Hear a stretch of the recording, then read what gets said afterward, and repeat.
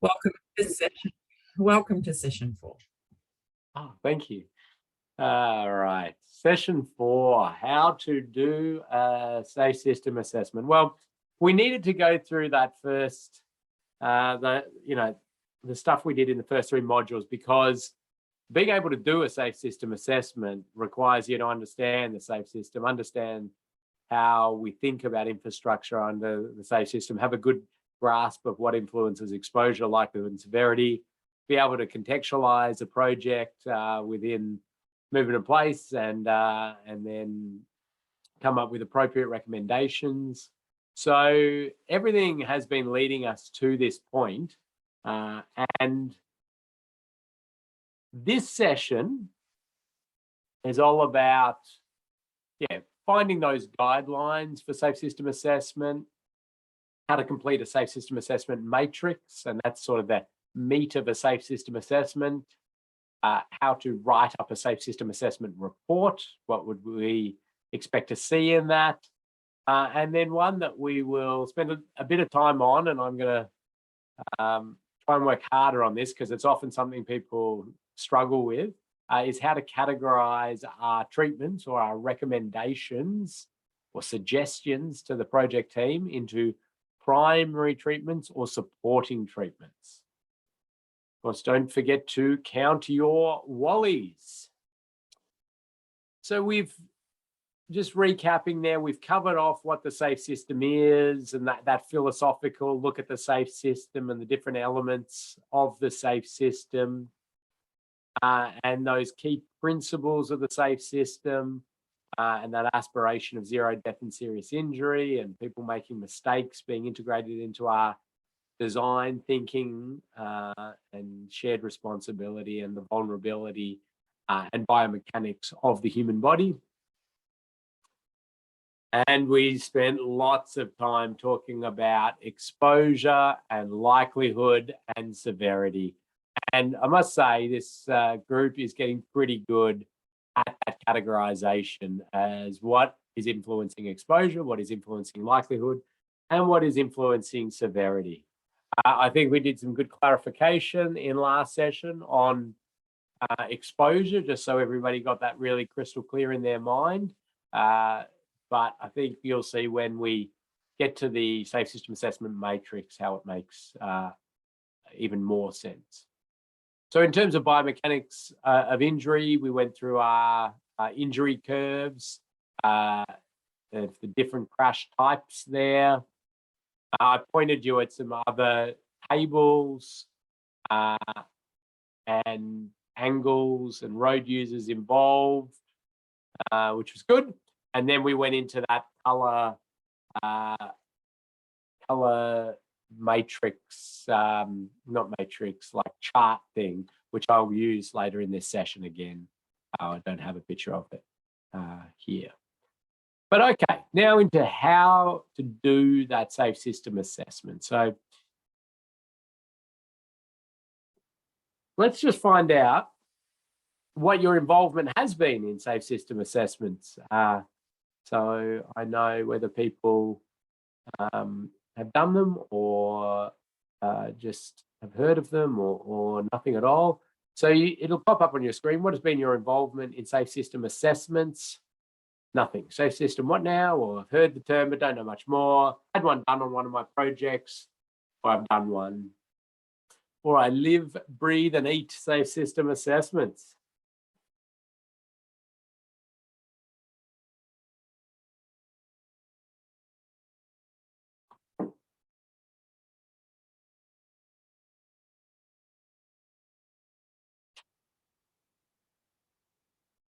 Okay.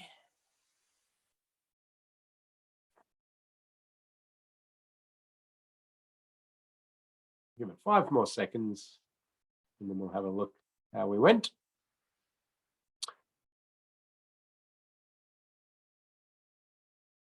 Okay, Kathy, let's end that, and let's have a look here. Okay, so most people sitting in that heard the term, but don't know much more. A few have had it done on their projects, and we're seeing a lot more being done on a lot more projects across Australia and New Zealand. So that number will continue to grow. A few in the nothing safe system, what now? That's fine. And nobody's done one or lives, breathes, and eats them. But we'll certainly start at the real basics. And the first thing you should know is that the Safe System Assessment Framework is an Austroads document. It was released in 2016. It documents how to do these safe system assessments. Now, I was on the working group for this project, and there was some interesting debates around what was essentially a hypothetical process. So a colleague of mine and I were doing things back in the day called safe system audits, and they were different. They had some similar ideas. So, but this was a specific methodology that was developed, and then it started to get used. And as it started to get used, people became really happy with it. But there were also some things identified that weren't quite how we would like them as a product of learning from doing lots of them. So there's a few things that I'll point out that actually aren't quite the same as what this document says. And most of the jurisdictions have acknowledged this and essentially said, yeah, we'll go this way of doing things. I just wanted to note that in case you do see a slight discrepancy. But I'm always happy to talk to you about that if you go, well, hang on, the Austroads document says this, but you told us to do this. And why is that? I'm happy to chat to you about that. So the background on why this document was needed and why this approach was needed was there was this demand from road authorities to do things that were safe system because everybody had committed to this idea of the safe system. But then it got to that practical implementation stage and people were saying, well, what does that actually mean? How do I judge whether that project we're going to do is safe system, is not safe system? And as I've talked about already, I don't like talking about it in that binary sense. It's how well does it align with safe system principles? Because as you'll see shortly, it's a spectrum. You can score things and it's a much more logical way of looking at it.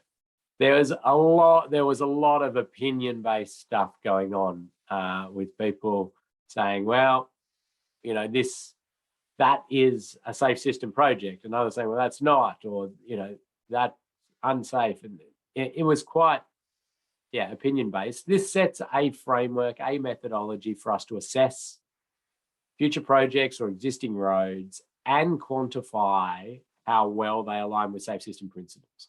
It does have some subjectivity still embedded in it, but if we follow the process, we get some pretty good outcomes. And the process outlined there talks about the objectives of the project and the assessment, the context of the project. So, sorry, the project objectives are in this one. This is the objectives of the safe system assessment. So why are we doing the safe system assessment? How big an assessment and what's the depth of the assessment? Because it is quite scalable. I'll talk to that shortly. And then a lot about understanding the project. But then we get into this bit, the safe system assessment matrix, which gives us our scores and talks about the other elements of the safe system and anything that could be done. And then we provide some ideas on treatments that could be included in this project or altered within this project to give better alignment with safe system principles. So 2 jurisdictions have said we want to put out our own supplementary guidance because they recognise that the Austroads document, while it does a good job, had some things that needed to be clarified, had some things that they wanted to correct. So it is essentially, I suppose, supplements to that document.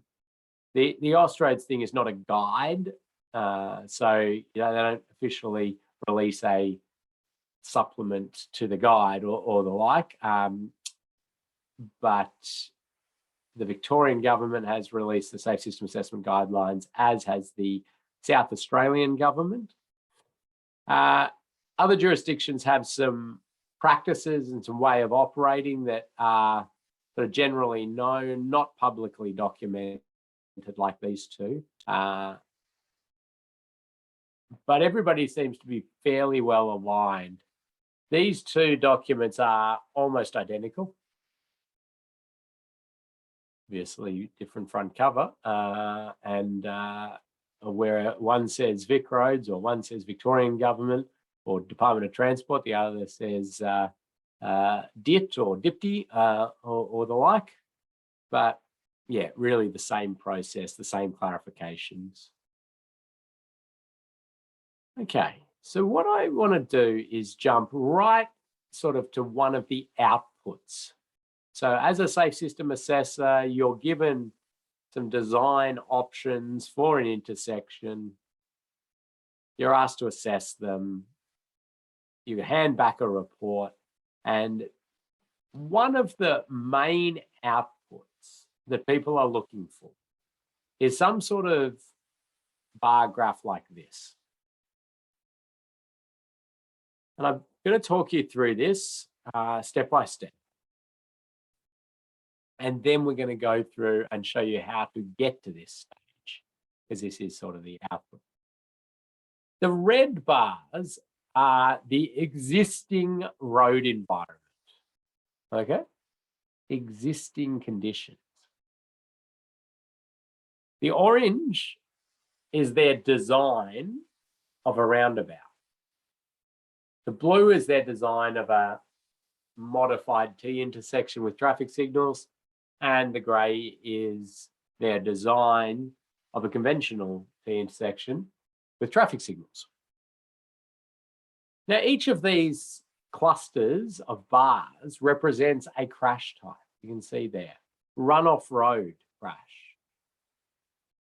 head-on crash, intersection crash, pedestrians, cyclists, motorcyclists, and then an other crash category.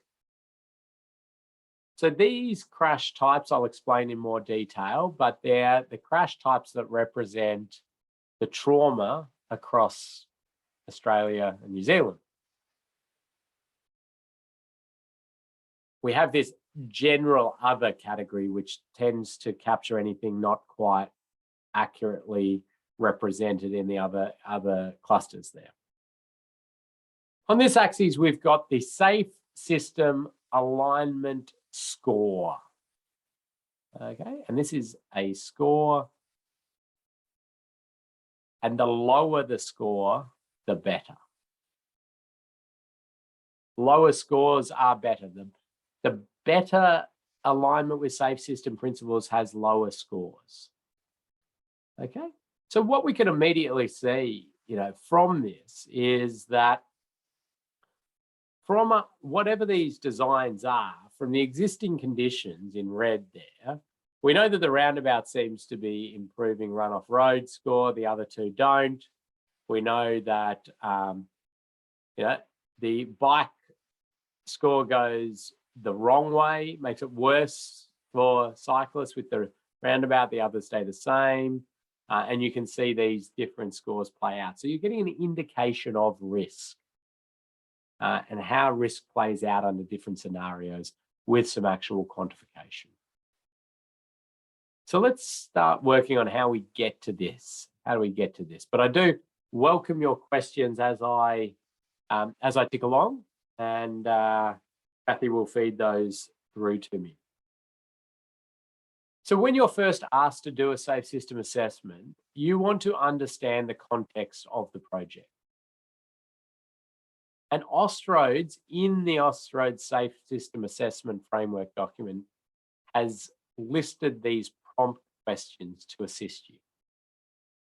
And they ask, well, what's the reason for the project, the function of the road, what are the speed environments currently, are there commitments to change those, what road users are present, what's the vehicle composition, what is the movement and place categorization, these sorts of things. You can see them listed there. Now, by no means are you only limited to these questions. You can ask many other questions if you want to gain a rich understanding of the proposed project. These are straight out of Austroads and they're a good starting point. And what I'll often do if asked to do a safe system assessment is send these questions to the project manager or the designer or whoever's sort of asked for that safe system assessment, because they're the ones well placed to answer these quickly, and often ask, can you jot down some answers to these and send me any background reports, planning studies, or the like that you've got that might help us fill in our understanding of the project in these sort of questions. Or sometimes we organise a workshop, a nice 1 hour workshop, 2 hour workshop about the context of the project and the assessment and what's going to happen and the like, can be really valuable and useful. So these are your starting point, and they're all about gathering that understanding. So after you've done that, then you want to start looking at the design. So you get the designs, and they'll have talked you through them at this point anyway, but you'll have got designs if it's a proposed project, which most safe system assessments are done on that. And you might get multiple options, or you might just get one option, and you put together then all of this, and you go and have a look at the site, and you come back, and then you start to document your assessment. The first thing you do is start with the existing conditions. So what is currently there? So even if you've got the design of a new roundabout or something like that, you put that aside, and the first thing you do is say, well, what is the intersection now? Okay. And you do this baseline existing conditions scoring. Okay, so here we've got this safe system assessment matrix, and within each cell of this matrix, I've put some dot points about and what type of stuff goes in there. But let's have a look what we've got here. Okay, there are 3 rows, and the rows are exposure, likelihood, and severity. Okay, makes sense now. Why I've been banging on about exposure, likelihood, and severity. We need to start putting things in each cell of this matrix. And across the top, we've got these crash types: run-off road, head-on, intersection, and then we jump pedestrians, cyclists, and motorcyclists. And then there's this other. Okay, run-off road, head-on, and intersection. These are for vehicles, okay? When a vehicle runs off the road, a car runs off the road, or a truck runs off the road, head-on, car to car to truck, intersection, vehicle colliding with another vehicle at the intersection.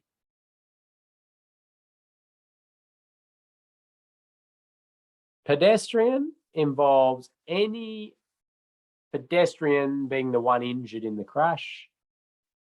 Cyclist, any cyclist being the one injured in the crash, and motorcyclist being the one injured in the crash. Now, when I talk about injured in the crash, I mean your prediction of what could happen at this intersection. You don't go into gathering the full crash history of the intersection and analysing it and documenting what has happened. You're sort of predicting what could happen. But if a pedestrian is struck at an intersection, do we put it into intersection or do we put it into pedestrian? Well, the answer is that we put it into pedestrian.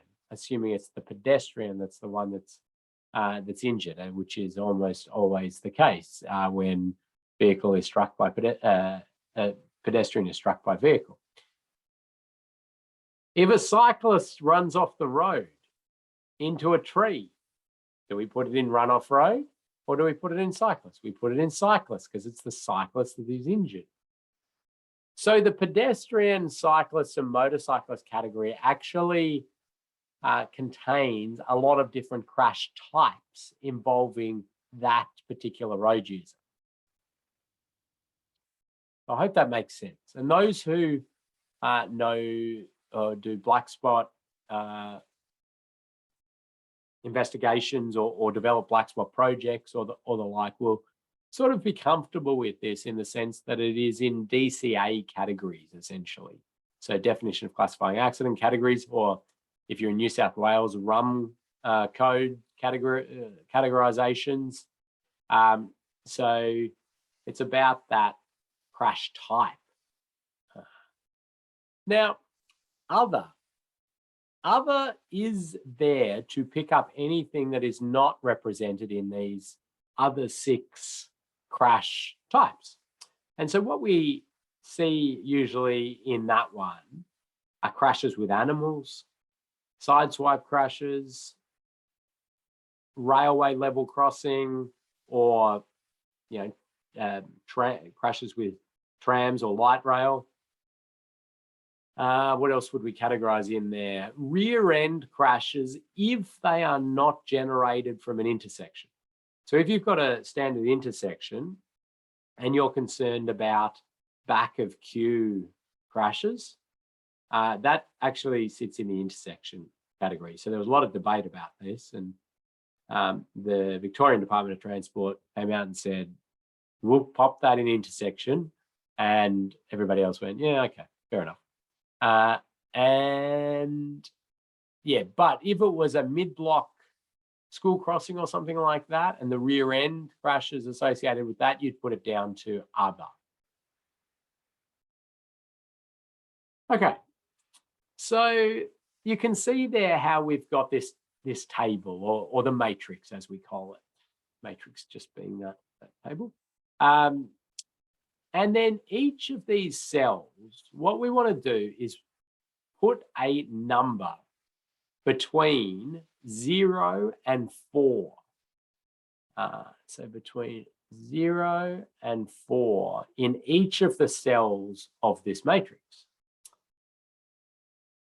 And you can see there, for runoff road crashes with passenger vehicles, the exposure, it says AADT. Well, if I've got a road with a AADT, an annual average daily traffic of, say, 3,000, 3,000 is not between 0 and 4, so I can't just write 3,000 there. So there must be some sort of scoring reference sheet. And there is. And I've taken this directly out of Austroad, so you can see it from the Austroad Safe System Assessment. But what they've got here are scores of 0, 1, 2, 3, 4. They've got the exposure, the likelihood, and the severity as to how you would get to this score. So let's look at scores of 1 for exposure. It says here, volume of vehicles that might be involved in a particular crash type are particularly low. Therefore, exposure is low. For runoff road, head-on, and other crash types, AADT is less than 1,000 vehicles a day. For cyclists, pedestrians, and motorcycle crashes, volumes are less than 10 vehicles a day. Okay. Well, we were saying 3,000, so we don't quite fit into that. So let's go up the score a bit. Let's go and have a look at a 2. Volume of vehicles that might be involved in a particular crash type are moderate, therefore exposure is moderate. For runoff road, head-on, and other crash types, AADT is between 1,000 and 5,000. Okay, well, that's where we're at. 3,000 sits in between there, so that's what we're going to take. But for cyclists, pedestrians, and motorcyclists, between 10 and 50 units. You can see there that a 3 is between 5,000 and 10,000, and a 4 is greater than 10,000. And in terms of pedestrians, cyclists, and motorcyclists, we can see there that it's 50 to 100 units and greater than 100 there for a 4. So if I go back, then we can simply put a 2 into that cell, and we've got a score because we know the traffic volume, which we've said was 3,000. We got that maybe from the project team who had the traffic counts or knew that data. And we simply looked at the scoring reference sheet and we give it a 2. Then we do it for head-on. We say, okay, now what's the exposure to head-on? Well, we know it's actually the same because there's 3,000 vehicles. Now, this is under the assumption that it's not a physically divided road with a concrete barrier down the middle or something. So you physically can't have that head-on crash. But if it's got vehicles coming in each direction, even if it's separated by a small median that is mountable, I still say that the exposure is there. Okay, we'll deal with the fact that the median lessens the chance it'll happen shortly. Intersection is an interesting one. So for intersection, we say, well, it's the AADT for each approach. So each approach. So our 3,000 vehicle a day road, it crosses a road that has 2,000 vehicles a day, AADT. Maybe a little bit over 2. So then we go, okay, well, we've got 3,000 and 2,000 and we're at 5,000 and a little bit. Okay, let's go to our scoring reference sheet. Well, it's not a 1, it's not a 2. Okay, we see it's just triggered us over the 3, hasn't it? It was between 5,000 and 10,000. So we're going to go with a 3 here. Now, when we get to the other crash type, we've defined this, and usually it's going to be passenger vehicles involved hitting something.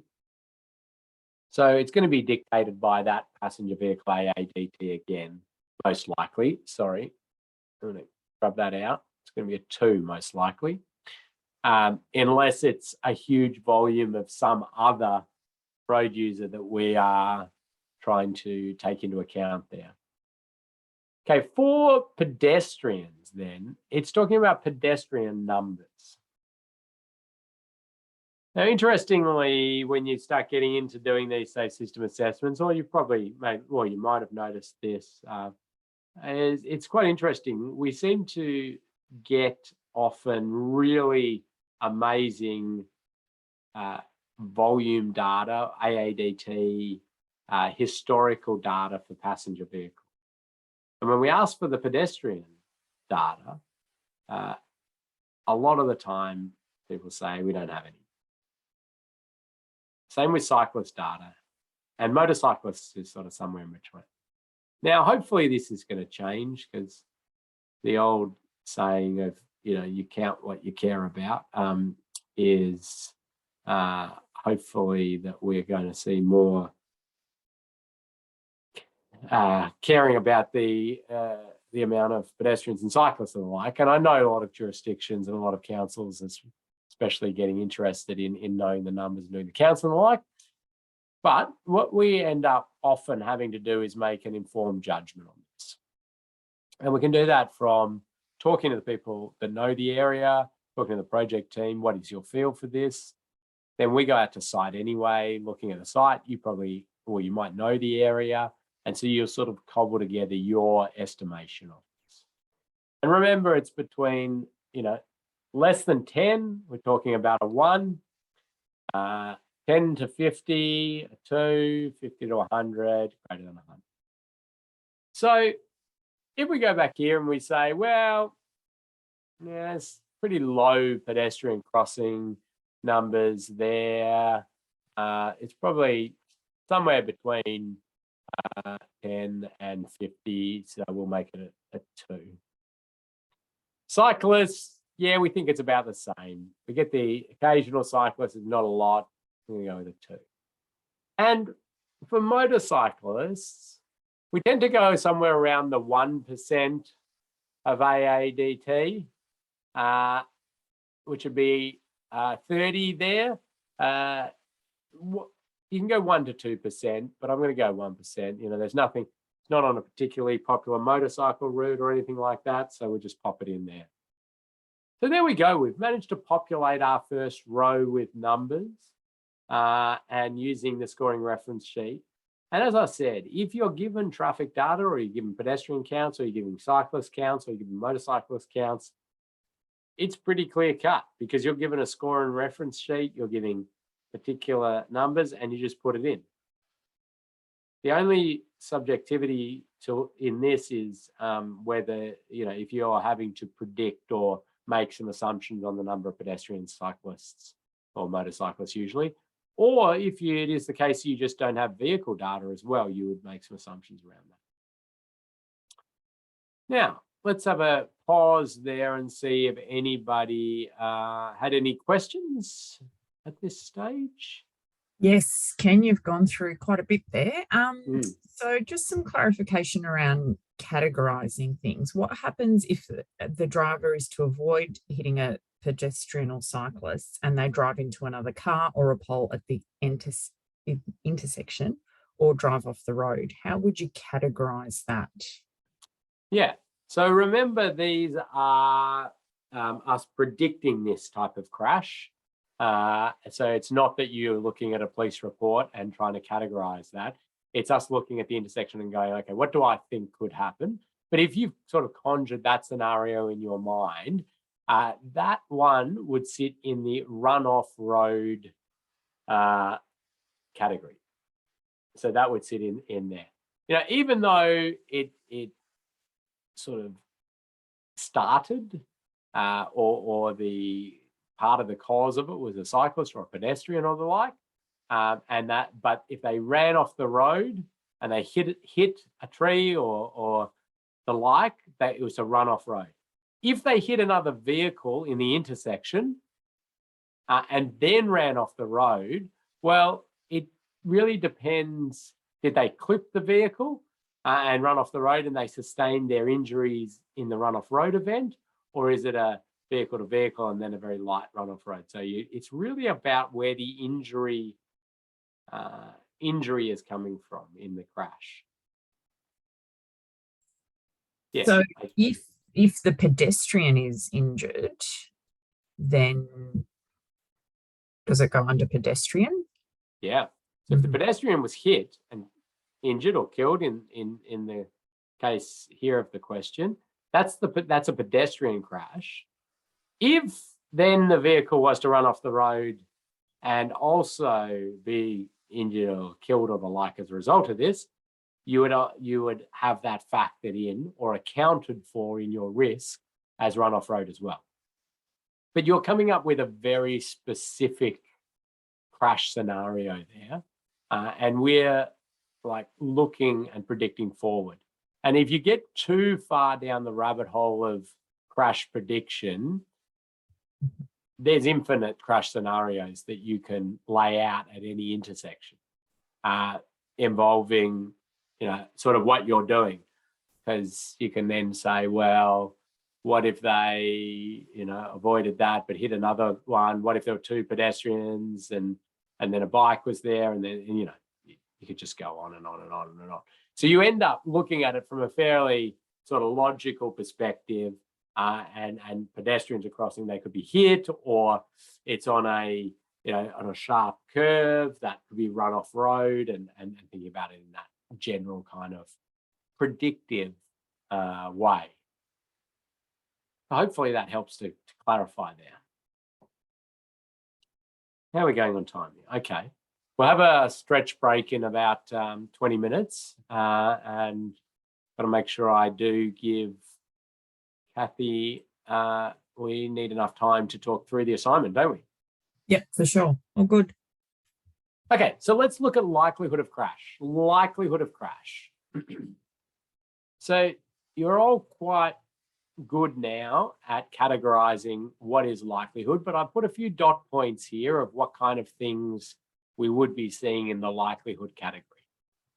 So if we start with runoff road, the speed, the geometry, the shoulders, the presence or not of barrier systems, hazard offset, guidance and delineation, and the like. So what we're doing is looking at this road that we're in, and we're saying, what is the chance that somebody will run off the road?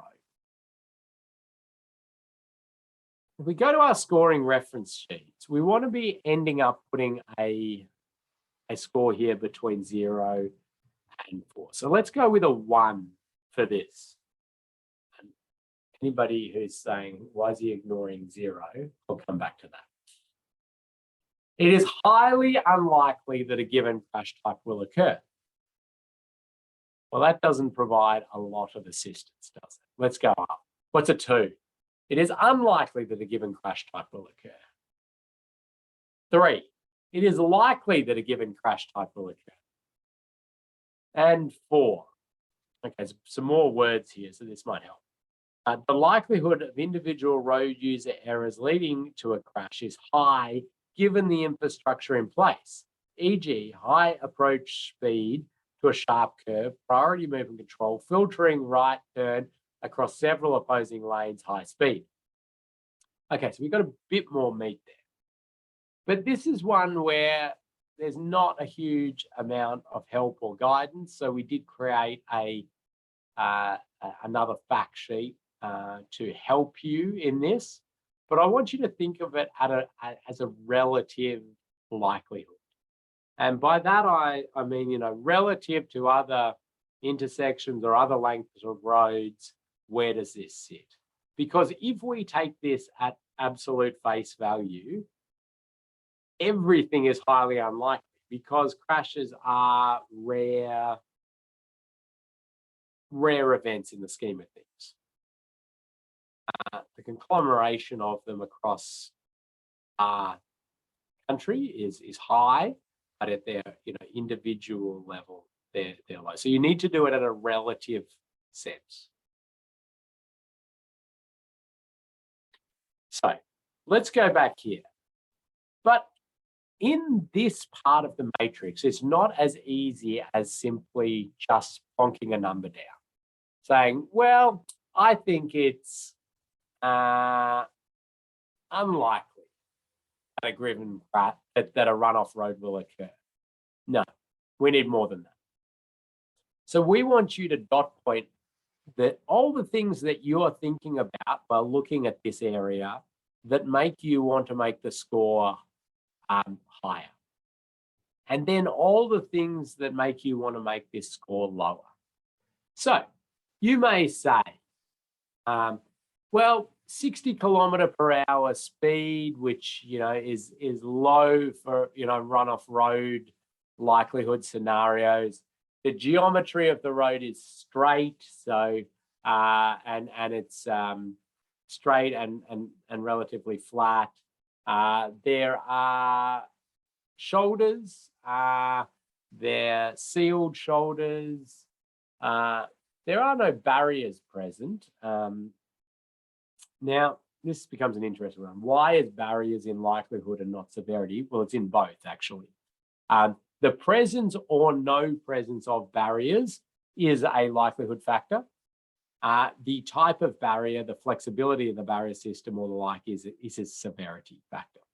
But actually, the presence of the barrier in a surprise twist increases likelihood of runoff road crash because when you leave the road, you have something to hit that is continuous, as opposed to trees, which are, if they're spread out, you may miss.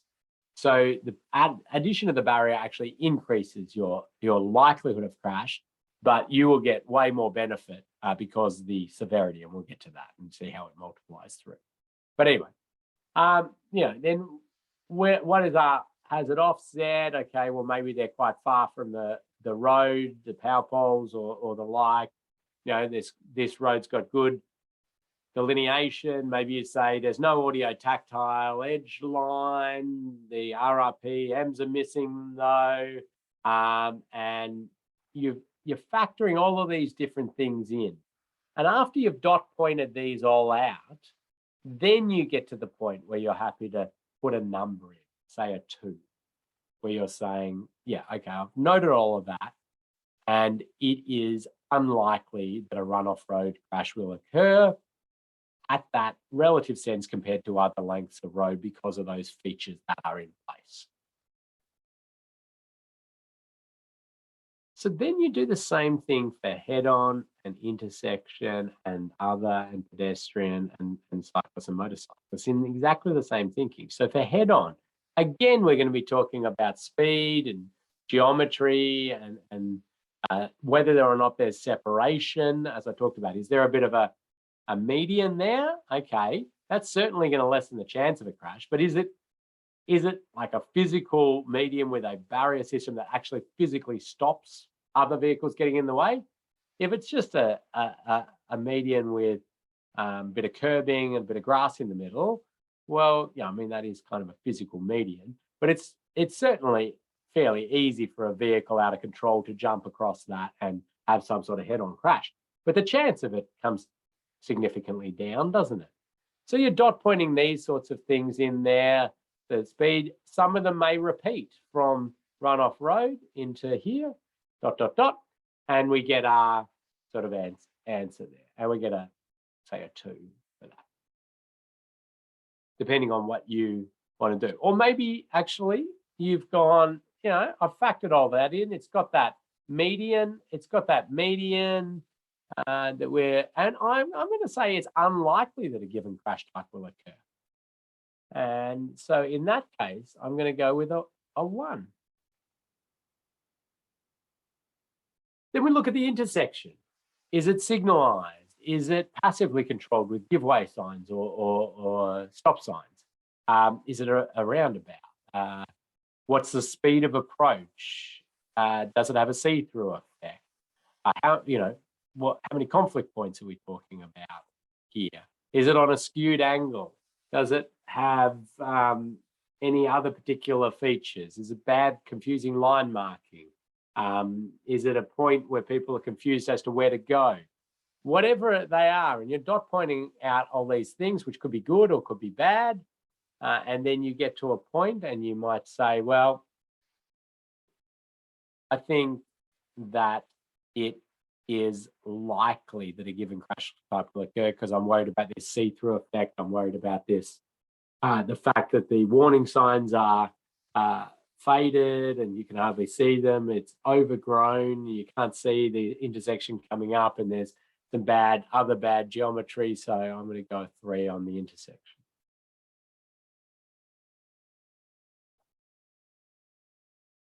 And we continue to do this through other crashes. So you might talk about, side swipes or whatever you're doing, and dot point for pedestrians. Okay. We've taken into account already the number of pedestrians that are crossing. So take that out of your mind.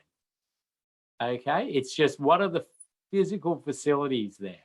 Does it have a pedestrian crossing? Is there separation? Are there refuge points? Are there good sight lines to the pedestrians? Is there good lighting? How many directions of traffic are they trying to cross? And you end up with, dot pointing that out and coming to your score there. And a bit worried about that. And then cyclists, you do the same. And Motorcyclists, you do the same.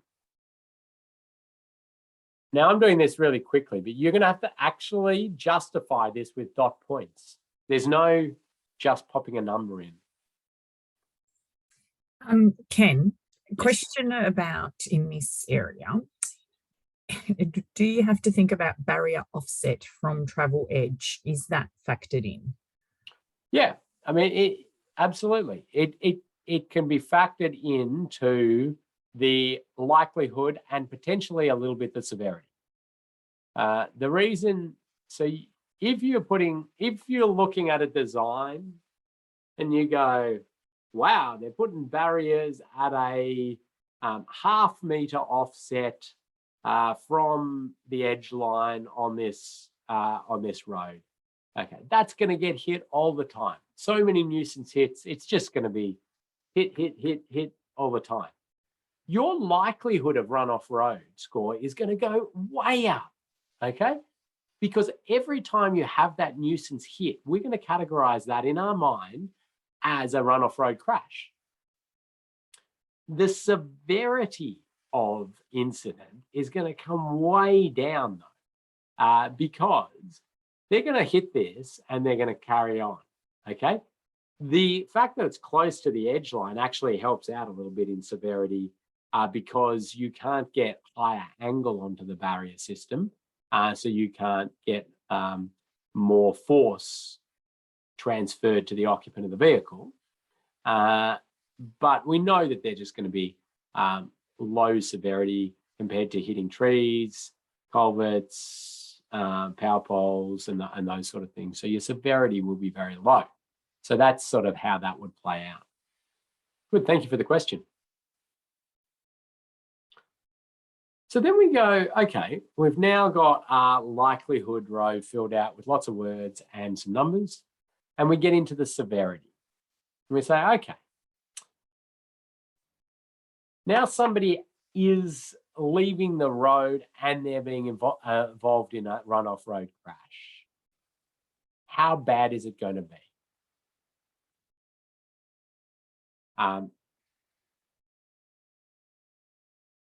So for this, we want to go and we want to have a look at what the crash severity says. So let's have a look at a 1.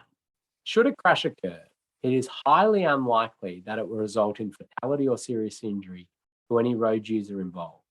Kinetic energies are fairly low during a crash, or the majority are effectively dissipated before reaching the road user. So that could be running the energy off over time, like hitting a barrier system, as we've just been talking about, or there could be cushioning involved, or the like.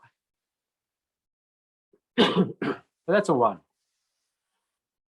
2, should a crash occur, it is unlikely that it will result in a fatality or serious injury to any road user. Kinetic energies are moderate and the majority of the time are effectively dissipated before reaching the road user. So let's look at a 3. Should a crash occur, it is likely that it will result in fatality or serious injury, and highly likely. But remember, for this one, we've tried to help you and guide you as much as we possibly can here. Now, this isn't, the be all and end all, but it certainly guides you a bit into the thinking. So if we're talking about vehicles leaving the road and hitting trees and power poles, cars hitting in the road, and we know it's sort of maybe in the 60 km/h range, we're able to sort of see, okay, it's sitting somewhere around here. And so we're sort of in the 3 category. We might decide to go to a 4 for one reason or another, but generally in the 3. But it is a gradient here, and it's just for guidance. So let's go back here and we'll put a 3 in here. Ooh, change the color.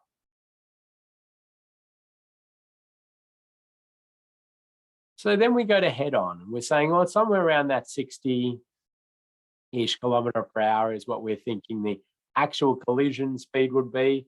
So you might be factoring 85th percentile speeds into this, or 95th percentile speeds, and you might be factoring in a bit of braking or a bit of washing off of speed before collisions occur, and you're factoring and weighing that in. So let's stick around with that. But okay, head on, and we're thinking car to car.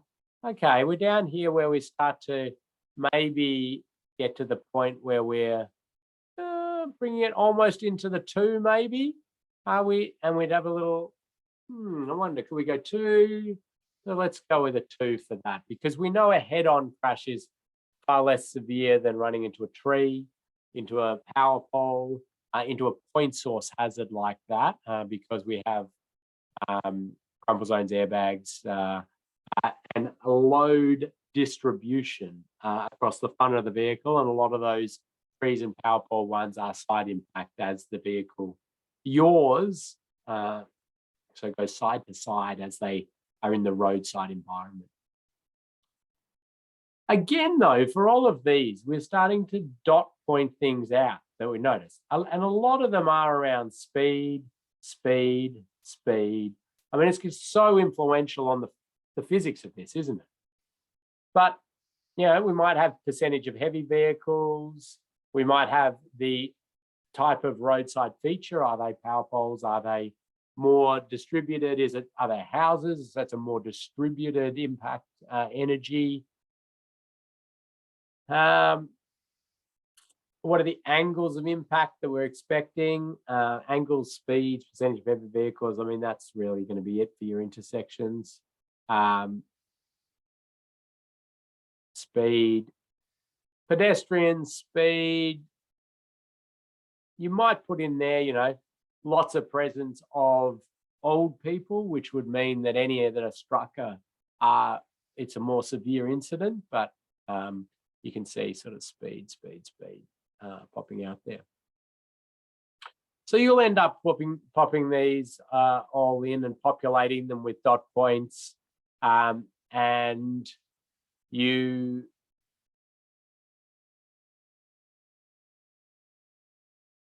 will base it off those scoring reference sheets. So now we've populated the matrix with numbers. And what we do is, get another color here, we multiply.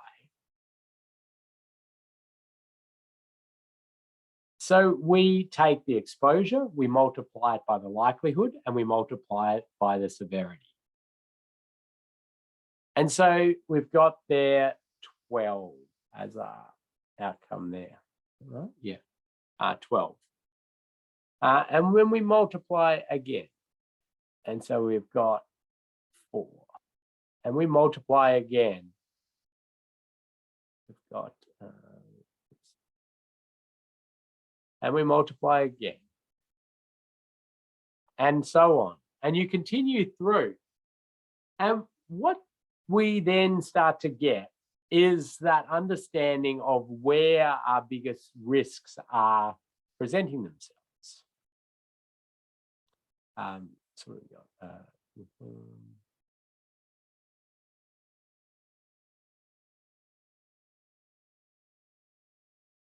and that then, yeah, is able to help us immediately, but you can then graph it out and see where your particular risks are coming from. If you want a total score for the design, you then add along the bottom here. You don't multiply again, you add. And you get a total score out of, with a nice bright purple, 448. These are all out of 64, each column, but you get a total score out of 448. There you go, Kathy. I made a fair mess of this slide. It looks perfectly clear and understandable, Ken. The scribings of a madman. Now, when we get to the end of this session, you'll see that we help you out a lot here with a template and an Excel that does the graphing for you. So we're trying to make your life as easy as possible. But before we have our stretch break, any questions or comments or clarification needed on this?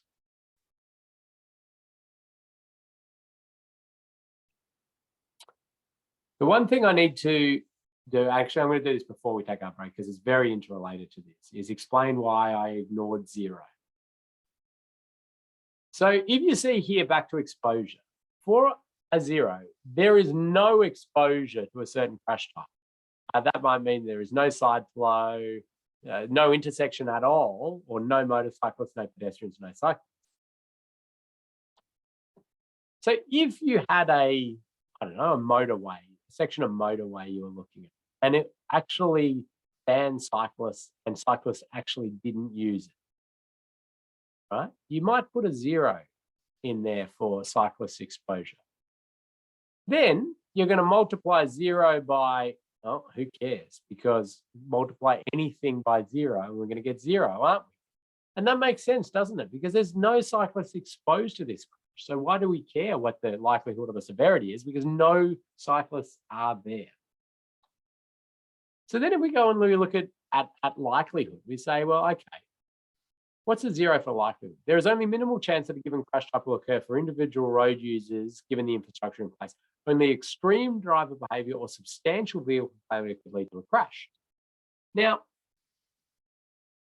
I don't think I can remember one time ever putting a 0 in likelihood, because we have to take into account general human error.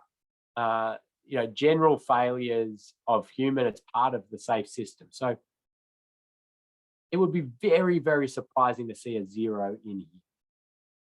A 1, yes. Okay, that's everything from an infrastructure perspective is just right, really good. We're happy with everything here. And it's just, that humans will fall asleep, or they'll be texting, or they'll, do things like that. And then they're going to potentially crash. But if in theory you could put a 0, all right, and you put a 0 in intersection, well, you don't care how many are exposed to this crash, and you don't care how bad it is going to be, because there will be no crashes. And the last one, in terms of severity, says, well, should a crash occur, there is only minimal chance it will result in fatality or serious injury to any road user involved. This means that kinetic energies are well below those thresholds, or below those thresholds we talked about. Now, if you're able to put a 0 in one of these cells, you don't care how many are exposed to crashes and what the likelihood is, because when all these crashes occur, nobody will be killed and seriously injured. Now, let's put a little disclaimer on this one, because if you do happen to put a 0 there and then a 4 here and a 4 here, well, you're going to have some sort of problem, traffic-related problem, where you're going to have lots of crashes. Nobody will be killed or seriously injured, but it's not a good way to operate a road network. So you'd probably want to have a look at that. But from a pure safe system perspective, we're okay with people crashing, just as long as they're not killed or seriously injured as a result of it, and everybody walks away. That's pure sort of safe system without, actual operational reality overlaid over it, which is what we, of course, always all do. Hopefully that makes sense.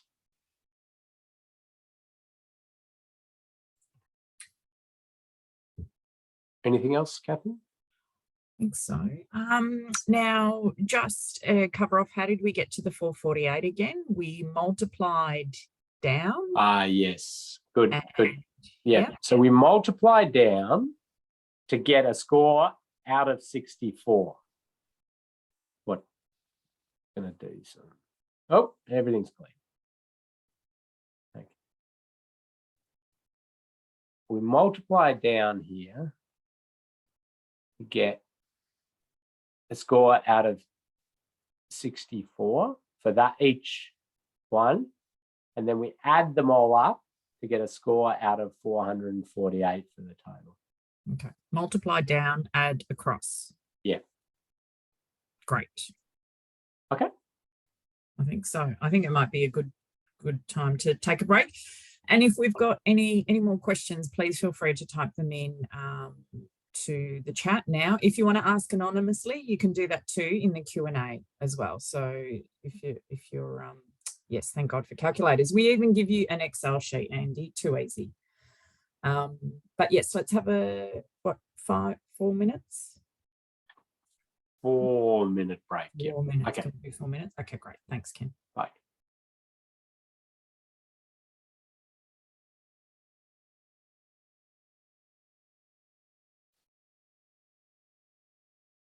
So we've been through, okay, how we sort of fill out that matrix, but I think I'll just briefly show you sort of a distilled example. So we have an intersection here, passively controlled, looks like give way controlled intersection. You can see a car waiting there at the intersection. And there are 3 options that have been developed, sort of concepts. One is a roundabout there. You can see it, that's the intersection we were looking at. One's to put a new roundabout there. One is to put a set of traffic signals in that modified T intersection arrangement that sort of currently sits there. And the third option is to put a T intersection and signalize it with slip lanes and the like. So as I mentioned, the first thing you do is you go all the way back to that existing conditions and say, okay, let's get out there, let's look at it. What's there now? What is the exposure? So how many vehicles are we seeing go through there? How many pedestrians do we see crossing? How many cyclists go through there? And then what's the chance that people run off the road? Okay, well, it looks like it's on a curve and the surface looks okay. The delineation, there's edge lines, there's guideposts. Is there lighting? Okay, there's some hazards close to the road, so it's more likely to hit those hazards. It's on a sort of downhill, factoring all of that in. And what's the severity? Well, those hazards we talked about, the rigid power pole, we've got trees, and the speed is whatever we decide, is an appropriate speed, or we think that, people are actually going. And then you fill all of this out into one of the matrices. And you won't be able to read this. Don't worry about reading the actual details of this. It's more to show you that there's lots of dot points there about what the exposure is, just based on the AADT, and then 3 out of 4 there. Then the likelihood, you can see dot points, dot point, dot point, dot point, dot point, things that increase the likelihood, and then things that decrease the likelihood, dot, dot, dot, and then a score in there. Now this brings up another good point. There's a 2.5 there, 2.5. Now this is something that's not mentioned at all in Austroads, and it was unclear. And when the Austroads document came out, people started taking this to extremes, and would come up with multiple decimal points, and we'd end up with scores of 162.4785 as the score. And there is subjectivity in this. It's not that precise. And anyway, the Victorian government and the South Australians decided, we will let people go to a half if they absolutely must, but we discourage it. If you really feel you can't decide, you can go to a half. Most of the time I've found the reasoning to go to the half is often that the safe system assessment team can't agree between a 2 and a 3, and they end up at a 2.5 to keep things moving along. And then you can see dot points, scores, dot points, scores, totals for the crash types, and then a total score out of 448. So you do that for the existing conditions, and that gives you your baseline. Then what you do is you copy that table. So once you're happy with it, you filled it out, you go, yep, this is good. I'm happy with the scores. I've got lots of good information in there about how I've arrived at that score. Then you copy it and you paste it and you get out the first design, if it's a roundabout, for example. And then you start to cross things out. If when they build the roundabout, that particular issue has been removed, or you add it in red or different colored text if it's new as a result of the roundabout being built. So you predict into the future, you forecast your mind and you say, right, there's a roundabout that's built now. Okay, what is, what's going to be there in terms of increasing the likelihood of crash? Well, these things have been removed, and this has been removed, but we've added this one because we've got some curves or whatever on the approach. And you go through and you cross out bits and you add bits and you change this. And if you change a number, you color it. You see, so all of these ones are changing. None of the volumes are changing because they're predicting the same volumes, but you're changing numbers when you change them. So you fill all of that out, rescoring.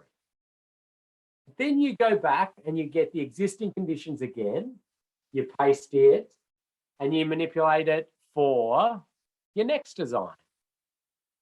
Cross this bit out, add this bit, cross this out. Numbers don't change on that one. Numbers change there, cross this bit out, so on and so forth. Then you go back and you get the existing conditions matrix and you paste it and you manipulate it for the next one. And if they give you 20 different options to score, you do this 20 times.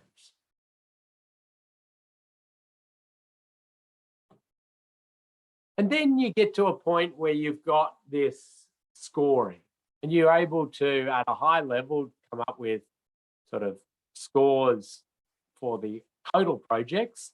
So we know, in this case, the roundabout is going to give us a best alignment with safe system principles. The modified T, the next. The conventional T, the next.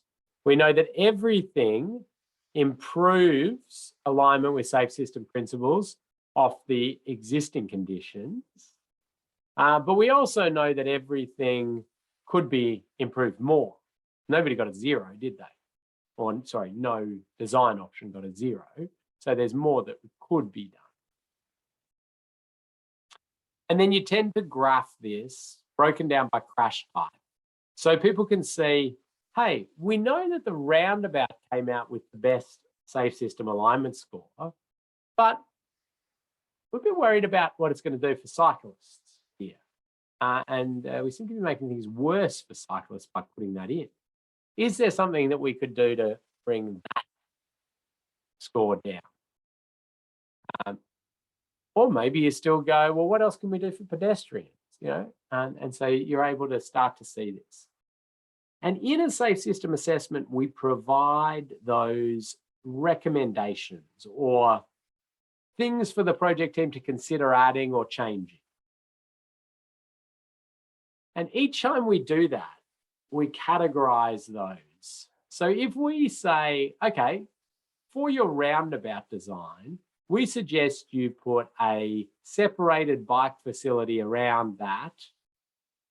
Okay, we then want to categorize that and say, is that a primary treatment that will virtually eliminate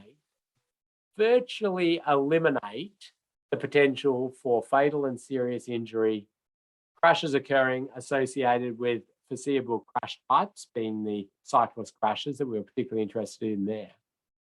Or Are we saying that it's road planning, design, and management considerations that improve the overall level of safety, but are not expected to virtually eliminate the potential for fatal and serious injury? So they're going to do something, but they're not going to be that really major step change in reduction. And then another little clarifier here is that doesn't change the ability of a primary treatment to be implemented in the future. I put on this screen non-safe system. You wouldn't be recommending things that are non-safe system. It's more there for terminology, but those are things that make safety worse or get you further away from safe system principles or stop you doing really good stuff in the future. Now, Kathy, when we look into the learning management system, I want to go to the Safe System Assessment Framework and show people where they can find examples of this, because people struggle with this, always. We're getting better. More and more people are sort of using this terminology. Ostrodes is certainly using it across many documents. But the first thing I want to say is that primary does not mean my number one recommendation. It means it's categorized as something that virtually eliminates the potential for fatal and serious injury. You may come up with 3 recommendations which are all primary categorization. You may come up with 10 recommendations and they are all supporting. There's no primary recommendation. So you've got to think about it as a categorization. The wording can be a little bit confusing. Okay. Kathy will show you, or I will show you, the Ostrode Safe System Assessment Framework and where you can get some hints on stuff that is either primary or supporting. Okay, so you come up with this matrix and you've got the recommendations. For a full safe system assessment, you then have all of these qualitative questions. We're not putting numbers to them, that we need to write answers to within our assessment. And you can see they're categorized with road users, vehicles, and post-crash care. So road users. Are road users likely to be alert and compliant? And are there factors that might influence this? So we just dot point thoughts, ideas, things we've seen, stuff that we might talk to others about that we're thinking about alert and compliant road users and any factors. What are the expected compliance and enforcement levels? Alcohol, drugs, speed, road rules, driving hours? What is the likelihood of driver fatigue? Can enforcement be conducted safe? Are there special road users? The elderly, children, on-road activities, motorcyclists, distraction from environmental factors, risk-taking behaviour. So we're just going to dot point things, thoughts, ideas around answering these questions. Now, some of them may impact on your matrix scoring. Some of them may prompt you to think, you know what, they could also do this other thing within the project, or they could change this. Like, for example, can enforcement be conducted safely? Well, the safe system assessment, there was, this is just one random example on a big road duplication job, one of the big $100 million plus road duplications, and it was sort of discovered with some discussions with the police, the highway patrol, that the addition of the continuous barrier systems was going to make it very hard for them to put the number plate recognition vehicle out, to put their booze bus in the area, and to do some other speed enforcement. And so the safe system assessment sort of looked at that and talked to the police a bit. Now, you've got to get your client's permission to talk to highway patrol and those sort of things, but that's all sort of wide part of the thinking about it. And it was suggested that a particular area, which was an old stack site, be repurposed for the booze bus and an area B of the barrier system have a particular maintenance brake put in a spot where a number plate recognition vehicle could be put. And these were small tweaks within the big $100 million plus project, which then actually gave the ability to undertake those enforcement activities and actually made it almost purpose built and really safe to undertake those activities. And the police were, just super happy with this outcome. And it shows we're thinking holistically about road safety. So that's the kind of thing we're trying to get to. Vehicles. What is the what level of alignment is there with the ideals of safer vehicles? Now that is a generic, odd question, and really it was put into the Austroads Safe System Assessment Framework for when you do these big, broad assessments of like mine sites or whole of community, and you're looking at their vehicle fleet. The bulk of safe system assessments that are done these days are on infrastructure design upgrades, and this you usually just go, well, not really applicable. Are there factors that might attract a large number of unsafe vehicles? Is the percentage of heavy vehicles too high for the existing road, or is it a lot of recreational motorcyclists? Are there resources to detect non-roadworthy, overloaded, unregistered vehicles? Can enforcement of this stuff be conducted safely? Has vehicle breakdown been catered for? And then we get into post-crash care. Are there issues that might influence safe and efficient post-crash care in the event of a severe injury, e.g. congestion, stopping access space? This is often stuff comes in motorway assessments and those sorts of ones. It's a bit more thinking. Do emergency and medical services operate as efficiently and rapidly as possible? I think of one assessment that was done in New Zealand, and it really highlighted some of the time taken to extract injured motorcyclists and others off some mountains due to the fact that the helicopters couldn't get to the area anywhere safe to land, or they had some potential possibilities which they weren't comfortable with a lot of the time. And the assessment suggested the creation of helicopter landing areas at strategically placed points, which they did progress. So that's, again, different thinking about road safety, not just preventing the crash, not just preventing the severity of the instantaneous injury, but then the ability to try and get treatment within that golden hour and the like. Are the road users are prevented during and protected during the crash event? Are drivers provided correct information adjacent to an incident? Is there information via radio VMS? And is there provision for safety systems based on modern communication technologies, cooperative ITS? Again, that one's either really a community or a mine site safe system assessment, or potentially a I don't know, if you're doing a new tunnel in a motorway or these sort of things, it can be some interesting stuff to look at in that space. But you just point out those answers and some commentary around that and see if it flows onto anything that you'd like to recommend to the project team. So then you produce a report, and we've listed here some things that should be in the report, but life is getting easier and easier in some senses because there's now templates available from different governments for you to use. And we're going to give you the Victorian government template for safe system assessments, and it clearly says that you can make it your own. So rebrand it, change the fonts, but just keep the same sections, the same headings, and fill out the same information so we're all consistent with what we're producing.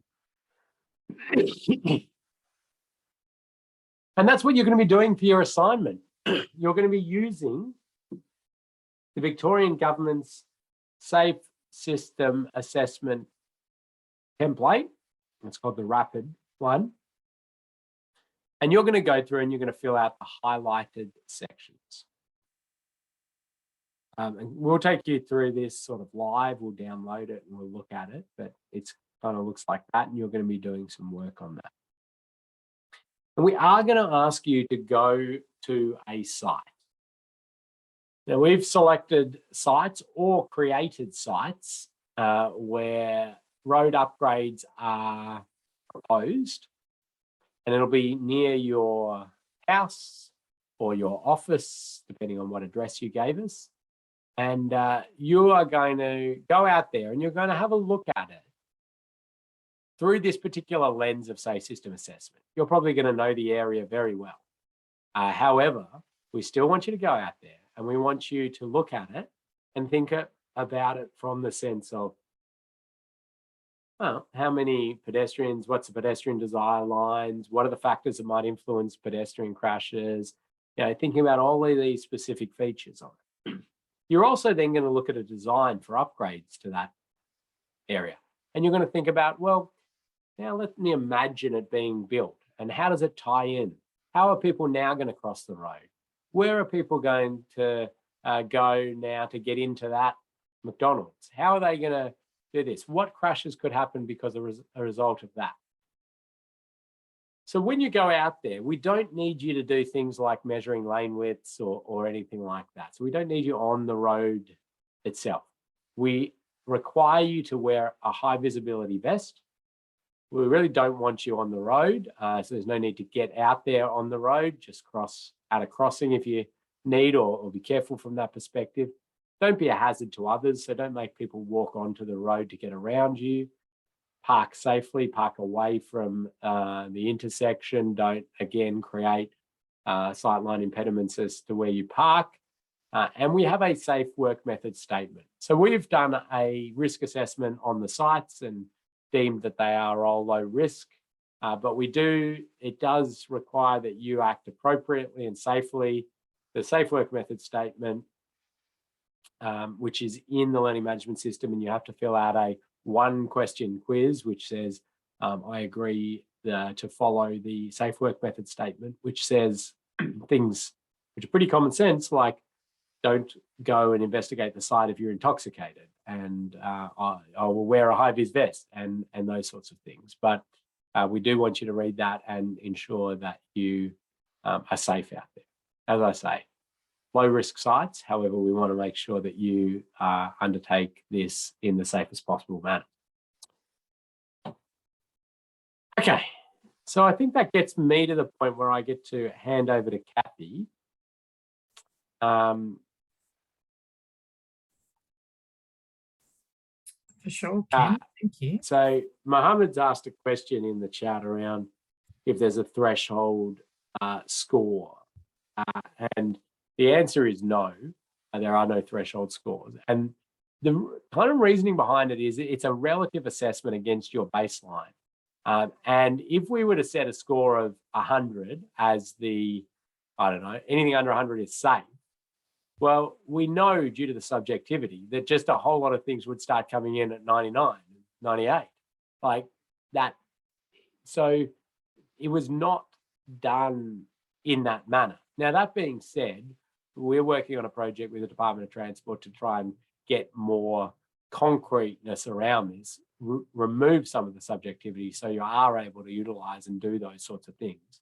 But for now, no, you shouldn't be using it in that particular way. Over to you, Kathy. Thank you. Thanks, Ken. And keep questions coming through as we go. Okay, so what we're at is module 4, and Ken's already mentioned that we've got the safe work method statement document in there for you to read, and also that agreement, which is just the one question. You do also have a quiz this round. So we jump into completing your safe system assessment, and thank you to those who got in touch. So a site is there for everyone. Sometimes there will be a site with a couple of people in it. It just means that other people have live or work nearby. If you know those other people, you can do it as a team if you'd like to. So you are able to do that. But the 2 documents we want you to have a look at is the template, the Word document here, and then there's also the graph generator. So I've just brought those up here. And as Ken mentioned, we've got the whole template in there for you, and we ask you to only complete the highlighted sections, much like the previous assignment. So anything that is crossed out, we're not asking you to do for this task. Scroll down, here we go, highlighted section, insert your name only. Now, if you do this as a group with other people in the course, then you need to put everyone's name in here. You can all submit the same assignment, but you do need to make sure that everyone's name is in here. Otherwise, it'll just look like you copied somebody else. And then we go down here to this section here, and you just provide a very short sentence or two on what are the proposed works. So your design, you replace this picture with a snip of your design. You tell us what the speed limit is and just what they're proposing in the design. This bit we'll come back to because this is the final score. So this you complete after you've done your matrices, and same with your graph as well. And here we are here. So this is the first one. Now what we have is this section is all highlighted. So this is the one that you complete. This next one here is just in there as an example. Okay, so we've popped in there an example. So you can delete this example out or leave it in, doesn't really matter, but it's just in there for you to help you with an example whilst you're doing this. So in here, for your first one, you would pop existing conditions. Okay, so you complete this for the existing conditions. This is when you go out on your site visit and you put in your exposure comments and your score in the existing condition space. And you tell us about what factors increase likelihood and what factors decrease likelihood and severity. And you go through and you multiply your scores down and then you add across here. Okay, and you only complete this for the existing conditions in this area. So ignore the design part there. Once you've done your existing conditions, you copy that table and you paste it in, and then you make it your design option. And this in here is, again, just an example of what the design option matrix looks like. So you've got your, as you can see here, your exposure has stayed the same because there's been no change to the exposure, the number of people. But then you've gone through and you've crossed out anything that now doesn't apply because of that new design. And then you've added things in red that now where it's changed. If your score changes as a result, you change that in here. So any changes, mark up in red and cross out things that don't apply anymore.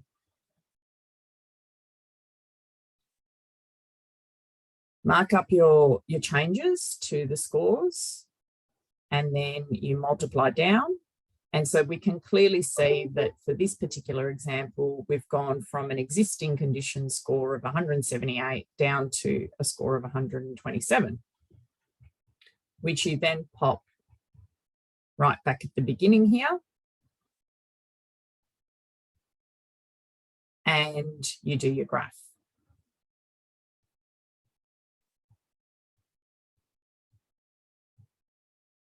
Okay, so now we've reached the section about what treatments we can do to improve safe system alignment. So this is earlier when Ken was talking about the primary treatments and supporting treatments.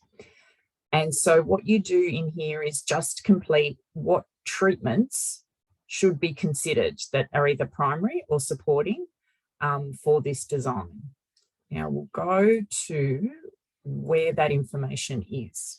So this is the Safe System Assessment Framework, and this is the section that will help you with this part. scrolling. Here we go. So page 15, it actually gives you some examples of primary treatments and supporting treatments.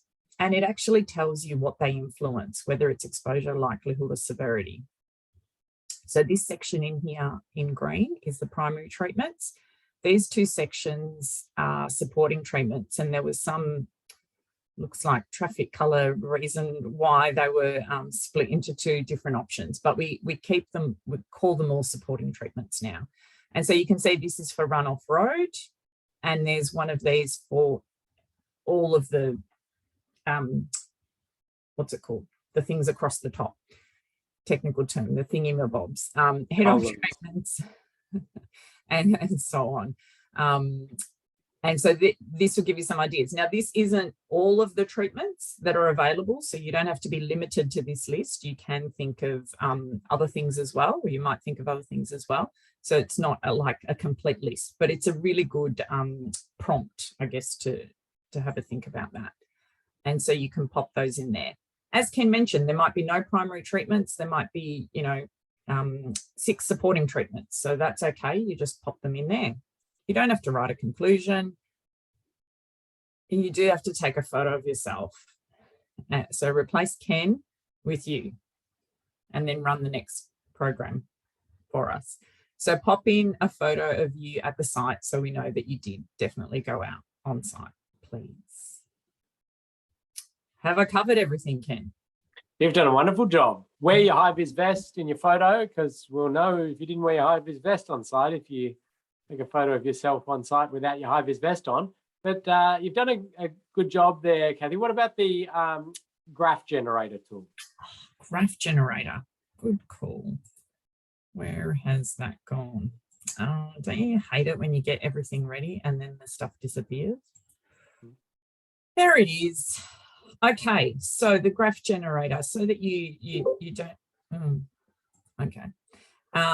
What you would do is it's just marvelous. So if you've got one design option, which you do for this assignment, you just pop in your scores in the magical graph generator, and it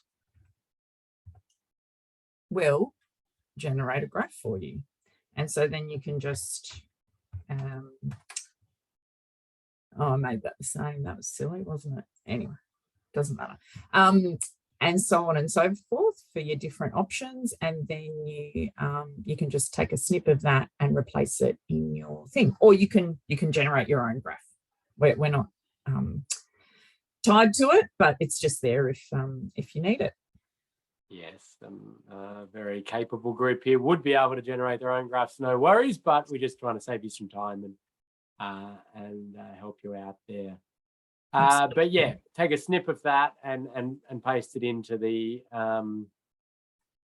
document. Then you will have this sort of completed document, PDF it, makes it easier, and then upload it. And when does it need to be done by?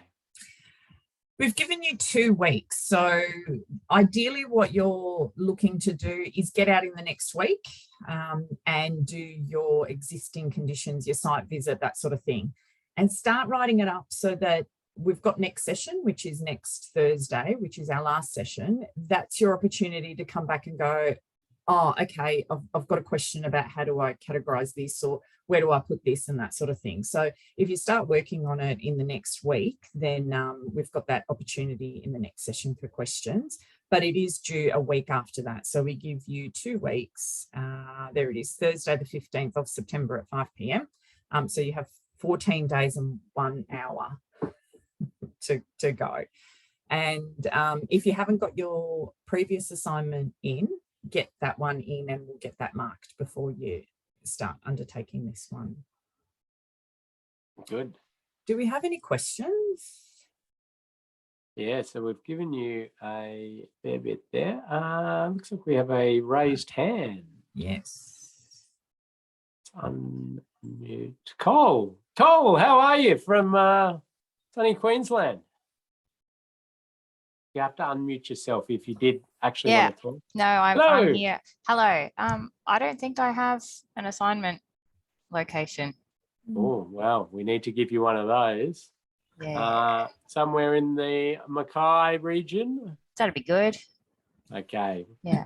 I don't think I have access to your learning system either, because I was, prior to this session, I was doing a in-person training, and then I've jumped on to join you guys for just this module and the next one. Okay. Yep. Yeah. Do you want me to send you an email, Kathy, or? Yeah, that might be good. That would help. Yeah. Okay. Yes. Yeah. And we'll Cool. set you up. Thanks for letting us know. Thanks, Cole. Good to talk to you. Yeah. We'll get that sorted. Any other questions? The prizes will come in the mail after you've completed the course. So in order to get your prizes, you do need to complete the course. So you have to do the hard work and do the assignment. And then you'll get all your prizes together in the one pack at the end. Yes, that's right. If you've got more than one prize, of course. Yeah. So you got to complete that assignment and all your quizzes in order to get your prizes as well. So even more incentive. It's a bit naughty, isn't it? We give away prizes, but then we put all these conditions on them.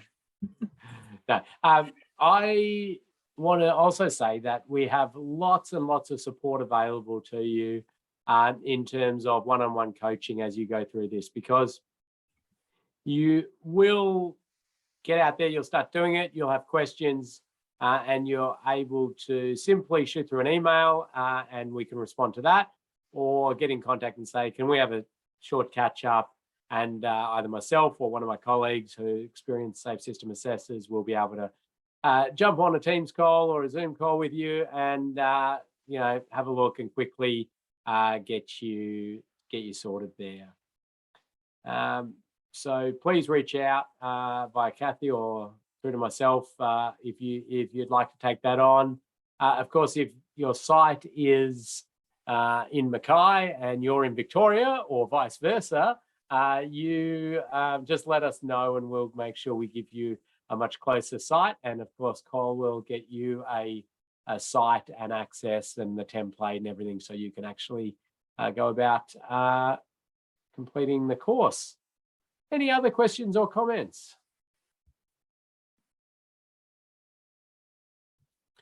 Well, this is good, Kathy, because it looks like we're about to give people 15 minutes back to get themselves moving along here with the assignments and the quizzes and the like. And use your time wisely. Indeed, can use your time wisely too. Thank you.